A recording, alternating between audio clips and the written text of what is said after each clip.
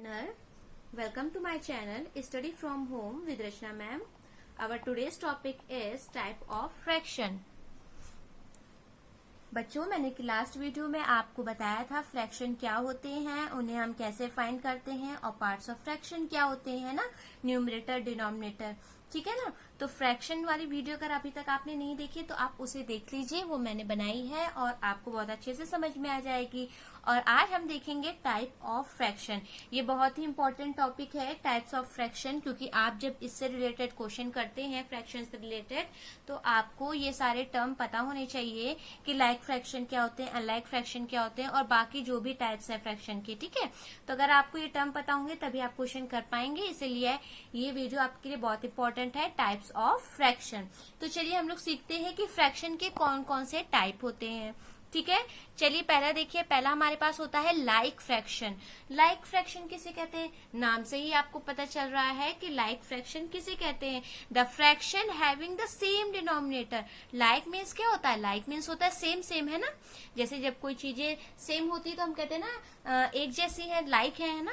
तो like means क्या होता है, जिसके डिनोमिनेटर हमारे सेम हो तो उन्हें हम कैसे क्या कहते हैं, लाइक फ्रैक्शन कहते हैं। आपको पता है न्यूमरेटर ऊपर वाले को कहते हैं, डिनोमिनेटर नीचे वाले को कहते हैं। तो जब हमारे डिनोमिनेटर सेम होते हैं तो हम इन्हें क्या कहते हैं, लाइक फ्रैक्शन कहते हैं, ठीक है। जैसे यहाँ पर एग्जांपल देखिए, 1/15, 2/15, 3/15। यहाँ पर भी डिनोमिनेटर हमारा कितना है, 15। यहाँ पर भी डिनोमिनेटर हमारा कितना है, 15। यहाँ पर भी डिनोमिनेटर हमारा क्या है, 15 है। तो तीनों में ही हमारे डिनोमिनेटर लाइक है, यानी सेम है, यानी एक जैसे हैं, इसलिए ये हमारे फ्रैक्शन कैसे हो गए, लाइक फ्रैक्शन हो गए, ठीक है। सेकेंड हमारा देखिए क्या होता है, अनलाइक फ्रैक्शन। अनलाइक तो नाम से ही आपको पता चल गया, like means same denominator, unlike means same denominator ना होना।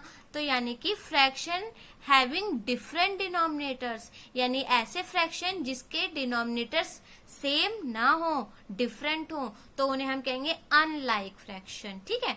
जैसे यहाँ पर देखिए एग्जांपल, 2/7, 3/8, 5/9। यहाँ पर डिनोमिनेटर कितना है, 7 है। यहाँ पर डिनोमिनेटर कितना है, 8 है। यहाँ पर डिनोमिनेटर कितना है, 9 है। तो सारे ही डिनोमिनेटर हमारे क्या है, डिफरेंट डिफरेंट है, इसलिए ये हमारा कैसा हुआ, अनलाइक फ्रैक्शन, मतलब सेम ही नहीं है, तो ये हमारे अनलाइक फ्रैक्शन हो गए, ठीक है। तो लाइक फ्रैक्शन और अनलाइक फ्रैक्शन आप नाम से ही समझ गए। Like means same denominator, unlike means different denominators, ठीक है। चलिए अब हम देखते हैं थर्ड हमारा क्या होता है। थर्ड हमारा होता है यूनिट फ्रैक्शन। यूनिट, तो यूनिट मतलब होता है 1। पहले आपको पता होना चाहिए यूनिट मतलब हमारा क्या होता है, 1 होता है। तो fraction having 1 as the numerator, यानी कि ऐसे फ्रैक्शन जिसके न्यूमरेटर में यूनिट हो, यूनिट मतलब क्या, 1, जिसके न्यूमरेटर में क्या हो, 1 हो, वो सारे ही फ्रैक्शन हमारे क्या हो जाएंगे, यूनिट फ्रैक्शन हो जाएंगे। जैसे लिखा है 1/5, 1/8, 1/10, है ना।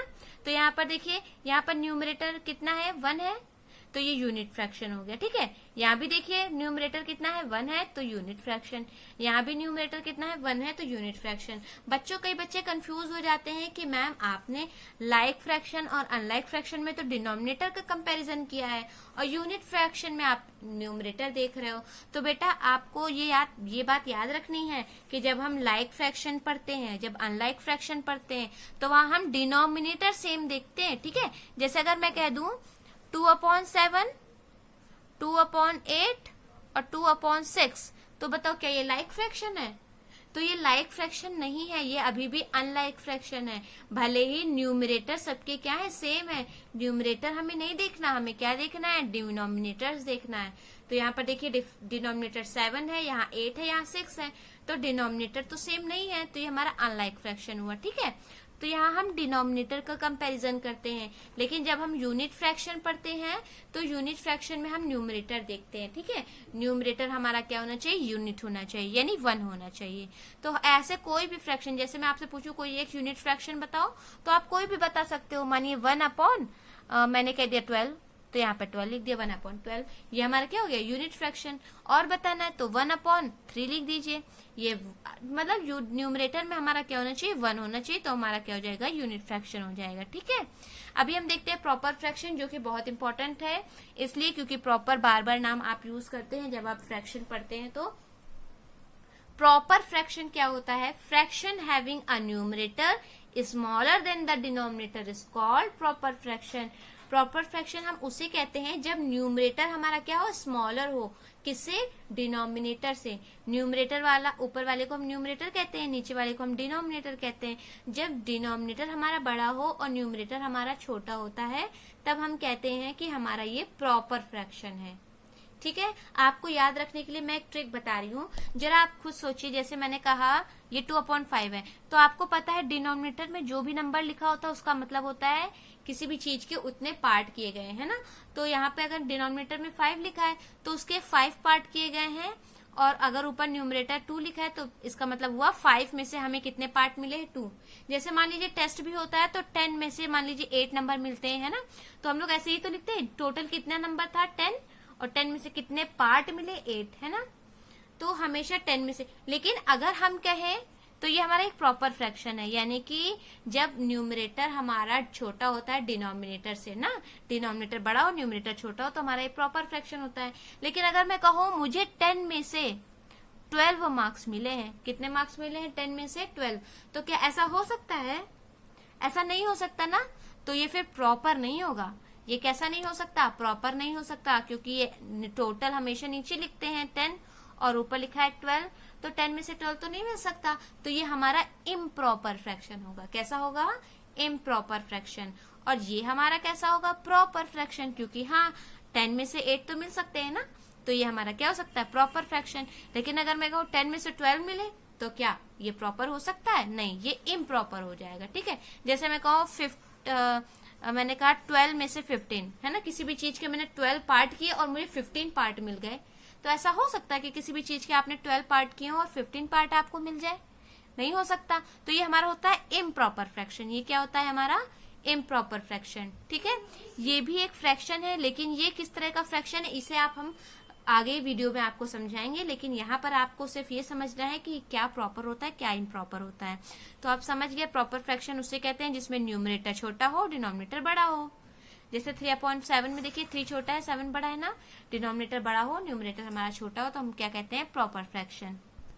यहाँ पर देखिए नेक्स्ट हमारा है इम्प्रॉपर फ्रैक्शन। जैसा मैंने आपको भी थोड़ी देर पहले ही बताया, इम्प्रॉपर फ्रैक्शन क्या होता है? जब हमारा डिनोमिनेटर बड़ा हो जाए, डिनोमिनेटर हमारा छोटा हो और न्यूमरेटर हमारा क्या हो? बड़ा हो। जैसे कि आप यहाँ पर देखिए 4/3 है ना। 4/3 है, यानी कि 4 हमारा न्यूमरेटर है, 3 हमारा डिनोमिनेटर है। तो हमारा न्यूमरेटर बड़ा है और डिनोमिनेटर छोटा है, यानी किसी भी चीज के हमने 3 पार्ट किए और 3 में से हमें 4 मिल गए। तो ऐसा हो सकता है क्या? ऐसा नहीं हो सकता। तो ये हमारा इम्प्रॉपर फ्रैक्शन है। ठीक है, प्रॉपर नहीं है ये कैसा हो गया? Improper fraction. आप समझ गए ना कहने का मतलब? प्रॉपर में हमारा क्या होता है? न्यूमरेटर छोटा होता है, डिनोमिनेटर बड़ा होता है। लेकिन अगर हम इम्प्रॉपर की बात करें तो इम्प्रॉपर में हमारा डिनोमिनेटर छोटा और न्यूमरेटर बड़ा होता है। ठीक है, चलिए अब देखते हैं मिक्स्ड फ्रैक्शन। आप बच्चों देख रहे हैं कि नाम से ही सब पता चल जा रहा है कि हमारा फ्रैक्शन कैसा होगा, है ना। लाइक हो गया, अनलाइक हो गया, यूनिट हो गया, तो सब नाम पढ़कर ही हम समझ जा रहे हैं कि कैसा फ्रैक्शन होता है।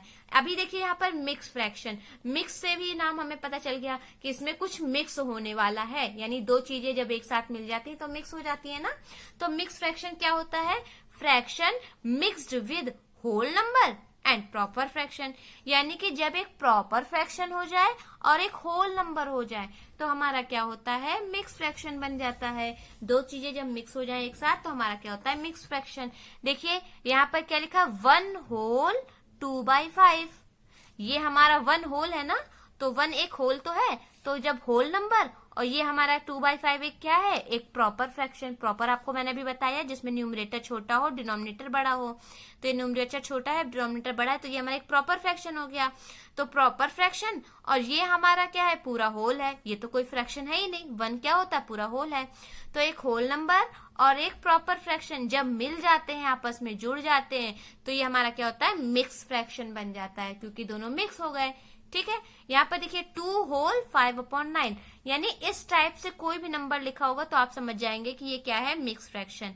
यहाँ पे जैसे आपसे मैं कहूँ कोई एग्जांपल बताइए मिक्स फ्रैक्शन का, तो आप लिख सकते हैं, जैसे मैंने कहा 3 होल 2/7, ये भी एक क्या हो गया, मिक्स फ्रैक्शन। मतलब जहां पर एक होल नंबर हो और एक हमारा प्रॉपर फ्रैक्शन हो, तो दोनों इस तरह से लिखे जाए तो उन्हें हम क्या कहते हैं, मिक्स फ्रैक्शन कहते हैं। ठीक है।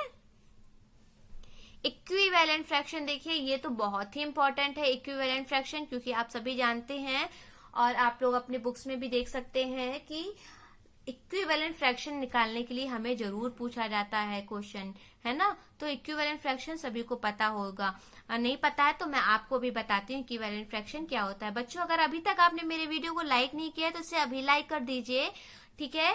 और वीडियो को लाइक कर दीजिए और चैनल को सब्सक्राइब जरूर कर दीजिए, ठीक है। तो चलिए देखते हैं इक्विवेलेंट फ्रैक्शन क्या है। Equivalent, the value of the fraction remains same when we multiply or divide both the numerator and denominator by the same number। Equi मतलब होता है इक्वल, इक्वी मतलब क्या होता है हमारा, इक्वल, ठीक है। तो इक्वल नाम से हमें पता चल गया कि जब भी हम कोई फ्रैक्शन को, है ना, किसी भी नंबर से मल्टीप्लाई करें, सेम नंबर से, ठीक है, ऊपर और नीचे न्यूमरेटर डिनोमिनेटर में मल्टीप्लाई करें चाहे डिवाइड करें, तो जो आंसर आता है हमारा क्या होता है, दोनों इक्विवेलेंट फ्रैक्शन कहलाते हैं, क्योंकि उनको कट करने के बाद वही आंसर आएगा। जैसे मैं आपसे कहूँ 2/3, तो 2/3 को अगर आप 4/4 से मल्टीप्लाई करो, न्यूमरेटर को भी 4 से करो और डिनोमिनेटर को भी किससे करो, 4 से करो, तो दोनों को 4/4 से करेंगे तो 2 4 8, 3 4 12, तो 8/12 और ये जो 2/3 है, ये दोनों हमारे क्या है, इक्विवेलेंट फ्रैक्शन है। कैसे फ्रैक्शन है, इक्विवेलेंट। क्यों, क्योंकि अगर आप इसे कट करेंगे, जैसे आप, मैंने इसको कट किया, 4 2 8, 4 3 12, तो ये 2/3 आया ना। तो देखिए ये भी 2/3, ये भी 2/3, यानी कि 2/3 और ये 8/12 दोनों हमारा कैसा हो गया, इक्विवेलेंट फ्रैक्शन हो गया, ठीक है। और अगर ये तो हमने मल्टीप्लाई किया, अगर आप डिवाइड करें, तो जैसे मानिए 10/5 है, तो इसको अगर हम 10 को 5 से डिवाइड करें और सेम 15 को भी 5 से डिवाइड कर दें, तो हमारा 10 को 5 से डिवाइड करेंगे तो 2 आएगा और 15 को 5 से करेंगे तो 3 आएगा, तो 2/3 आएगा। तो ये जो 10/5 है और ये जो 2/3 है, ये हमारे कैसे है, इक्विवेलेंट फ्रैक्शन है। जैसे मान लीजिए मैं आपसे कहूं कि आपको 2/5 के 3 इक्विवेलेंट फ्रैक्शन बताने हैं। कितने फ्रैक्शन बताने हैं आपको, 3 इक्विवेलेंट फ्रैक्शन बताने हैं। तो आप क्या करो, मल्टीप्लाई कर दो। अगर पहला बताना है तो 2/5 को 2/2 से मल्टीप्लाई कर दो, ठीक है। जो आप न्यूमरेटर में मल्टीप्लाई करोगे सेम वही आप डिनोमिनेटर में भी करोगे, तो 2 2 4, 5 2 10, तो पहला इक्विवेलेंट फ्रैक्शन हमारा क्या हो गया, 4/10। अगर हम कहें, हमने 3 आपसे पूछे ना, तो अब 2/5 को किससे मल्टीप्लाई कर दे, 3/3 से कर दे। पहले 2/2 से किया, अब 3/3 से कर देंगे। 2 3 6, 5 3 15। दूसरा हमारे पास आ गया इक्विवेलेंट फ्रैक्शन 6/15। मैंने आपसे 3 पूछे, तो तीसरा फाइंड करने के लिए आप मुझे बताइए क्या करेंगे। 3/3 है तो यहाँ किससे मल्टीप्लाई करेंगे, अब 4/4 से मल्टीप्लाई कर देंगे, ठीक है। 2 4 8, 5 4 20। तो देखिए हमने 2/5 के 3 इक्विवेलेंट फ्रैक्शन फाइंड कर लिए। पहला 4/10, दूसरा 6/15, तीसरा 8/20, ठीक है। तो बहुत ही आसान है ना इक्विवेलेंट फ्रैक्शन फाइंड करना। तो आप समझ गए हैं इक्विवेलेंट फ्रैक्शन क्या होते हैं, और टाइप्स ऑफ फ्रैक्शन भी मैंने आपको अच्छे से समझा दिया है। वीडियो के लास्ट में मैं आपसे जैसा कि एक क्वेश्चन पूछती हूँ, आपको वो क्वेश्चन का आंसर मुझे कमेंट बॉक्स में जरूर देना है। ओके, वीडियो को अच्छा लगा हो, वीडियो को लाइक कर दीजिए, वीडियो को शेयर कीजिए अपने दोस्तों के साथ, अपने रिलेटिव्स के साथ। Okay, thank you.